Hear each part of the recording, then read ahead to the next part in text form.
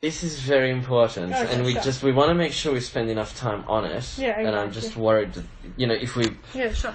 This isn't time wasting, but I just want to make sure that we're not, that we're doing it right. Yeah, sure.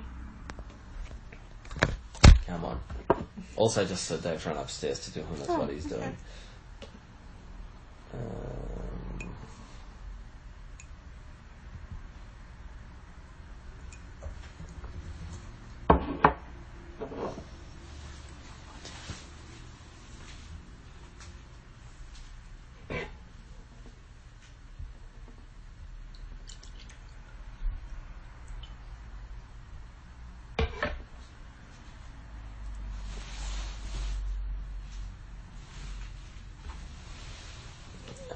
Stop.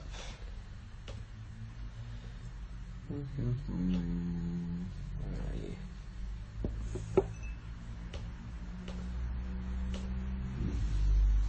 Excellent. So, this value might change, so I'm going to have to check to make sure that it is right. Oh no, it's a reference concentration. I do not have the unit risk factor here. We're going to have to just assume a unit risk factor for diesel. I will send it to you, but I don't know what it is now. Alright, great.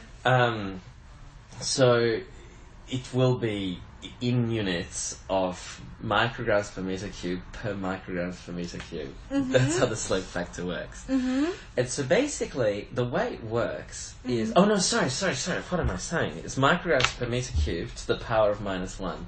Oh, okay. That's the units, and I'll tell you why. What you do is you will calculate across your airshed what the annual concentration of PM2.5 is. Okay? That's done exactly the same as with all the CRFs. It's the same thing.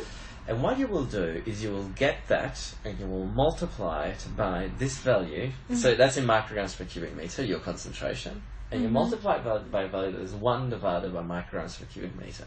Cancel. The reason is your final outcome is going to be 0.000002, something like that. There's always very low values. Alright. Because it's a probability. Right? And that's it. And so, what you're looking for, and risk assessors obsess over this, the value is 10 to the negative 6. That is the difference between a risk that is worth looking at and a risk that is not worth looking at. Right? So it's as simple as that.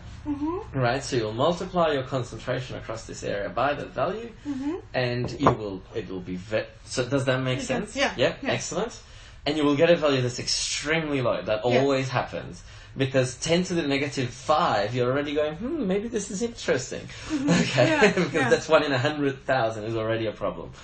Okay, so there you go, and that is it. What we don't do, this is actually useful for you to know. You never calculate, it's not that useful to calculate, to multiply that, that's the probability of a person getting cancer, right? And let's say it's 1 in 100,000.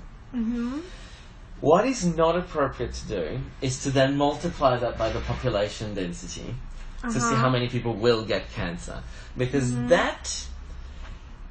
the reason it's not quite right is that the probability is conservative. It is meant to be an assessment to see is it okay or not.